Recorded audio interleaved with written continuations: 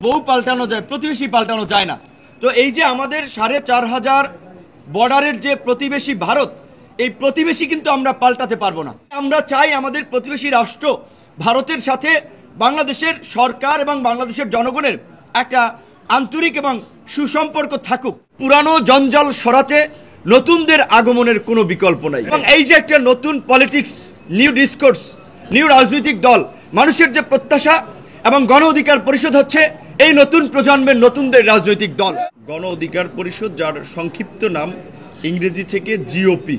তো গণ অধিকার পরিষদ জিওপি নামে আজকে আমাদেরকে নির্বাচন কমিশন আমাদের যে তথ্যের যে ঘাটতি ছিল বা তাদের যেটা প্রয়োজন ছিল সেটা পূর্ণতা সাপেক্ষে আজকে নিবন্ধন প্রদান করেছে। এই নির্বাচন কমিশনের বিরুদ্ধে অনেক অভিযোগ ছিল, এখনও আছে। তারা এই ২৪ সালের ভুয়া নির্বাচনে তারা সরকারের সহযোগী ছিল। বাস্তব কথা, বিগত ১৫ বছরে যেভাবে ফ্যাসিবাদ রাষ্ট্রের সমস্ত প্রতিষ্ঠানগুলোকে দখল করেছে, সেখানে প্রতিষ্ঠানের মধ্যে থেকে অনেকের জন্য কাজ করাটা কিছুটা অসম্ভব ছিল, এটা সত্য। তার মধ্যেও নির্বাচন কমিশন একটা সাংবিধানিক প্রতিষ্ঠান, তাদের স্বকীয়তা এবং স্বতন্ত্রতা রয়েছে কাজের। তারা চাইলে স্বাধীন সিদ্ধান্ত নিতে পারত। বিশেষ করে আপনারা জানেন যে গত বছর নির্বাচন কমিশনে ৯২টি রাজনৈতিক দল নিবন্ধনের জন্য আবেদন করে। তার মধ্যে দুটো রাজনৈতিক দল, গণ অধিকার পরিষদ এবং এবি পার্টি, সমস্ত শর্ত পূরণ করায় তাদেরকে নির্বাচন কমিশন নিবন্ধনের জন্য তাদের বিবেচনায় রাখে। কিন্তু তৎকালীন সরকারের গোয়েন্দা সংস্থা এবি পার্টি এবং গণ অধিকার পরিষদকে নিবন্ধন দিতে নিষেধ করায় নির্বাচন কমিশন আসলে নিবন্ধন দেয়নি। এমনকি আমরা ধারাবাহিকভাবে যে আমাদের কার্যক্রমগুলো করে আসছি, আমরা যে গত ২৮শে অগস্ট আমরা পুনর্বিবেচনার জন্য একটা দরখাস্ত দিয়েছিলাম, সেখানে আমাদের ক্রোনোলজি কিছু কথা আপনাদেরকে একটু জাস্ট জানাচ্ছি। সেখানে আমরা বলছিলাম যে গত ২৬/৫/২০২২ সালে রাজনৈতিক দলসমূহের নিবন্ধনের নিমিত্তে যে গণবিজ্ঞপ্তি জারি করা হয়েছিল, সেটার প্রেক্ষাপটে আপনার আরপিওর সকল শর্ত পূরণ করে গণ অধিকার পরিষদ ৩০/১০/২০২২ সালে গণ অধিকার পরিষদের মিটিংয়ের অথরিটি নিয়ে গণ অধিকার পরিষদের সদস্য সচিব হিসেবে আমি মোহাম্মদ রুল হক নূর নির্বাচন কমিশনে নিবন্ধনের জন্য আবেদন করি। নির্বাচন কমিশনের যে শর্ত ছিল, এই যেহেতু নিবন্ধনের বিষয়টি আপনার 111-এর সময় বা ১/১১ সরকারের সময় সিদ্ধান্ত হয়, তো কাজেই সেই সময় অনেকগুলো শর্তের মধ্যে একটি শর্ত ছিল যে কোনো নির্বাচনে অংশ নিয়ে একটা নির্দিষ্ট ভোটের হার।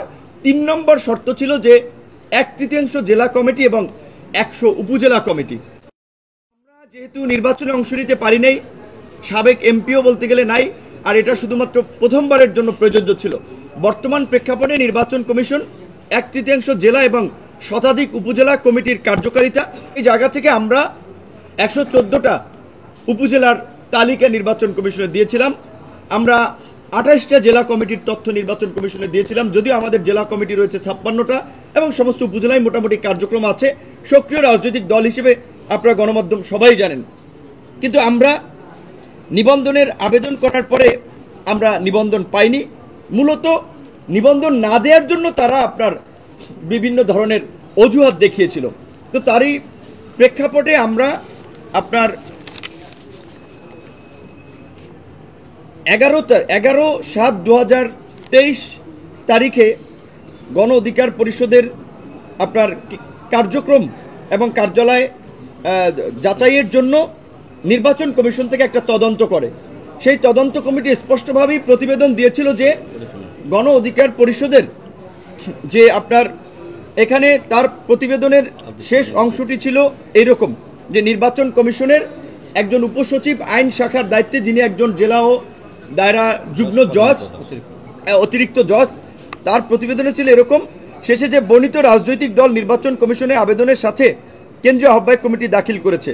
১ জুলাই ২০২৩ সালে দলের জরুরি সভায় গঠনতন্ত্র অনুযায়ী আহ্বায়ককে অপসারণ করার ফলে বর্ণিত আহ্বায়ক কমিটি বর্তমানে অস্তিত্বহীন এবং অকার্যকর।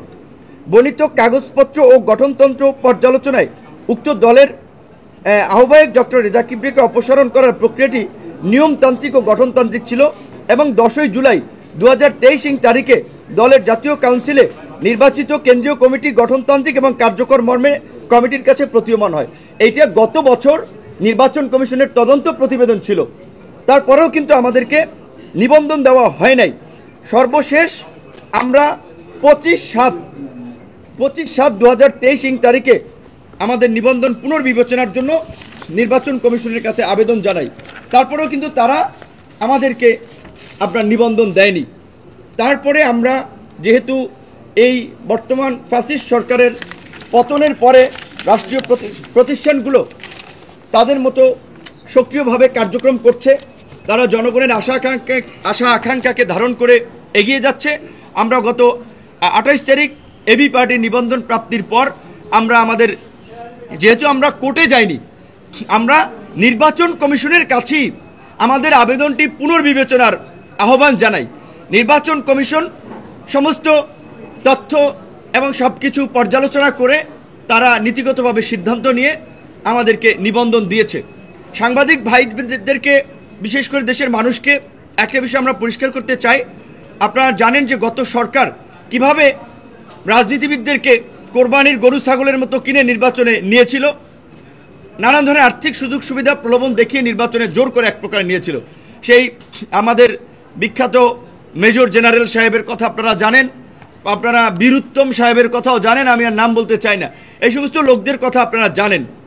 তো আমরা গণ অধিকার পরিষদ 2018 সালে, বিশেষ করে গণ অধিকার পরিষদের সভাপতি হিসেবে আমি, সাধারণ সম্পাদক রাশেদ খান, অন্যান্য নেতৃবৃন্দ, আপনারা জানেন যে এই নেতৃবৃন্দই কিন্তু 18 সালে এই যে আজকে কোটা সংস্কার থেকে রাষ্ট্র সংস্কারের সফল গণ অভ্যুত্থান হয়েছে, এই গণ অভ্যুত্থানের বীজ কিন্তু, এই আন্দোলন সংগ্রামের বীজ কিন্তু 18 সালে বপন করে দিয়েছিল, যার ফলেই কিন্তু আমরা এদেশের আপামর জনসাধারণ, বিশেষ করে তরুণ জনগোষ্ঠীর একটা সমর্থন পেয়েছি, যার ফলে আমাদের 18 সালে যখন কোটা সংস্কারের দাবিটা আংশিক পূরণ হয়েছে, তখন আমরা কোটা সংস্কার থেকে রাষ্ট্র সংস্কারে গণ অধিকার পরিষদ নামক রাজনৈতিক দলের ঘোষণা করি এবং আমরা এই তরুণদেরকে সংগঠিত করার জন্য, তাদের প্রতিবাদী চেতনাকে জাগ্রত করার জন্য, মানুষের অধিকার আদায়ে আমরা সক্রিয় এবং সোচ্চার ছিলাম। হামলা, মামলা, নির্যাতন, নিপীড়নেও কিন্তু আমরা দমে যাইনি। আমরা দৃঢ়ভাবে বিশ্বাস করি পুরানো জঞ্জাল সরাতে নতুনদের আগমনের কোনো বিকল্প নাই। আজকে যেই তরুণরা বিপ্লব ঘটিয়েছে, গণ অভ্যুত্থান ঘটিয়েছে, এই তরুণরাই পারবে আগামীর বাংলাদেশকে সঠিক পথে পরিচালিত করতে। এবং এই যে একটা নতুন পলিটিক্স, নিউ ডিসকোর্স, নিউ রাজনৈতিক দল, মানুষের যে প্রত্যাশা, এবং গণ অধিকার পরিষদ হচ্ছে এই নতুন প্রজন্মের নতুনদের রাজনৈতিক দল। এখন এই দল যেন একটা সম্ভাবনাময় শক্তিশালী দলে পরিণত হতে না পারে, এই দলের নেতা কর্মীদের বিরুদ্ধে অতীতেও নানান ধরনের প্রোপাগান্ডা, ষড়যন্ত্র হয়েছে, এখনো হচ্ছে এবং হবে। কিন্তু আমরা পরিষ্কারভাবেই বলতে চাই, শেখ হাসিনার ফ্যাসিবাদকে মোকাবেলা করেই কিন্তু, শেখ হাসিনার সাথে লড়াই সংগ্রাম করেই কিন্তু আমরা আজকের এই অবস্থানটা তৈরি করেছি। কাজে আপনাদের সবার আমরা ইতিবাচক সহযোগিতা চাই। আগামীর বাংলাদেশ বিনির্মাণে বিশেষ করে তরুণ, পাশাপাশি তরুণ বলতে শুধুমাত্র বয়সের তরুণ আমরা বোঝাচ্ছি না, যারা কাজে তরুণ, যাদের তারুণ্য আছে, বয়স যাদেরকে বয়সের ফ্রেমে বাঁধতে পারে নাই। এই যে আপনারা দেখেছেন এই আন্দোলনে 60 বছরের আপনার বৃদ্ধ কিংবা 50 বছরের আমাদের মায়েরা রাজপথে তাদের সন্তানদেরকে নিয়ে কিন্তু নেমে গিয়েছে। অবসরপ্রাপ্ত সামরিক কর্মকর্তা কর্মচারীরা রাওয়া ক্লাব থেকে তারা কিন্তু রাজপথে নেমে এসেছিল। অবসরপ্রাপ্ত বিভিন্ন আমলারাও কিন্তু এই জনগণের পক্ষে অবস্থান নিয়েছিল। কাজেই এই যে যারা প্রতিবাদী তারুণ্য যাদের মধ্যে রয়েছে, সেই তারুণ্যকে নিয়েই আমরা আগামীতে এগিয়ে যেতে চাই। এখন গণ অধিকার পরিষদ নামে আবার মিডিয়ায় বা বিভিন্নভাবে আরেক অংশ লেখে একটা বিব্রতকর পরিস্থিতি আমাদের জন্য তৈরি করতে চায়, বা একটা বিভ্রান্তি। প্রকৃত অর্থে আপনারা দেখেন যে আমাদের এই কপি আছে, আপনাদের প্রত্যেককে আমরা কপি দিয়ে দেব। আপনার অফিসিয়ালি সাংগঠনিকভাবে গণ অধিকার পরিষদ, সংক্ষিপ্ত নাম যার জিওপি, আমরা নিবন্ধিত হয়েছি। তো অনুরোধ করব, 2-4 জন যারা বিভ্রান্তকারী, পথভ্রষ্ট যদি দাবি করে গণ অধিকার পরিষদ এটিকে হয়, আপনারা দেখেছেন তাদের তাদের তাদের রাজনৈতিক অবস্থানটা বা সাংগঠনিক অবস্থানটা এই দলে কোথায় কি পর্যায়ে ছিল সেটা আপনারা জানেন। আমরা পরিষ্কারভাবেই বলেছি যে ওই গ্রামে মানুষ ধরেন হাসি ঠাট্টা করে বলে যে বউ পাল্টানো যায়, প্রতিবেশী পাল্টানো যায় না। তো এই যে আমাদের 4,500 বর্ডারের যে প্রতিবেশী ভারত, এই প্রতিবেশী কিন্তু আমরা পাল্টাতে পারবো না। তাহলে এখন প্রতিবেশীর সাথে যদি আমাদের বৈরী সম্পর্ক থাকে, তারাও ক্ষতিগ্রস্ত হবে, আমরাও ক্ষতিগ্রস্ত হব। তাই আমরা চাই আমাদের প্রতিবেশী রাষ্ট্র ভারতের সাথে বাংলাদেশের সরকার এবং বাংলাদেশের জনগণের একটা আন্তরিক এবং সুসম্পর্ক থাকুক। কিন্তু আমরা দেখেছি ভারতের শাসক গোষ্ঠী সবসময়ই বাংলাদেশকে তারা নিয়ন্ত্রণ করতে চায়, দাবিয়ে রাখতে চায়, বাংলাদেশের উপরে ছড়ি ঘোরাতে চায়।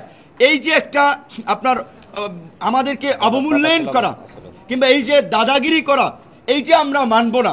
তো ভারতের শাসক গোষ্ঠী যদি তাদের রাষ্ট্রীয় পলিসির এই দাদাগিরি পলিসি পরিহার করে, এই কর্তৃত্ববাদী ছড়ি ঘুরানোর রাষ্ট্রীয় নীতি পরিহার করে বন্ধুসুলভ আচরণ করে, বন্ধুত্বের সম্পর্ক গড়তে চায়, আমরা তাদের সাথে সম্পর্ক এগিয়ে নেব, আমরাও তাদের সাথে বন্ধুত্বের সম্পর্ক গড়ে তুলব। কিন্তু এই যে আপনাদের মাধ্যমেই আমরা জানতে পেরেছি যে বাংলাদেশের বেশ কয়েকজন ছাত্র নেতাকে নাকি ভারতের নিষেধাজ্ঞা দিয়েছে, কথাটি কতটুকু সত্য আমরা ভারতের ফরেন মিনিস্ট্রির মাধ্যমে জানতে পারলে ভালো হতো। কিন্তু ইতিমধ্যেই কিছু নজির আমাদের সামনে রয়েছে। যেমন আপনারা জানেন অভিনেত্রী বাঁধন, আমার সাথে তার একটা ছবি থাকার কারণে সে নাকি ইন্ডিয়ান আপনার ভিসা পায় নাই, যেটা সে আমার সাথে পার্সোনালিও বলেছিল। আমেরিকান এম্বাসির স্বাধীনতা দিবসের প্রোগ্রামে দেখা হয়েছিল, সেখানে সে আমার সাথে একটা ছবি তুলেছিল, সেই কারণে তার ইন্ডিয়ান ভিসা হয় নাই। তো কেন ভাই, আমরা তো সরকারে ছিলাম না, আমরা তো মানে একেবারে ভারতের শত্রু হয়ে যাওয়ার মতো কোনো রাজনৈতিক দলও ততদিনে ছিলাম না। আমরা একটা উদীয়মান রাজনৈতিক দল, 5 বছর 6 বছরের রাজনৈতিক অগ্রযাত্রায় নিজেরা বেড়ে ওঠার চেষ্টা করছি। সেই ক্ষেত্রে এরকম উদীয়মান শক্তি রাজনৈতিক দলগুলোকে যদি ভারত বন্ধু না মনে করে, তাহলে বাংলাদেশের জনগণের সমর্থন তারা হারাবে।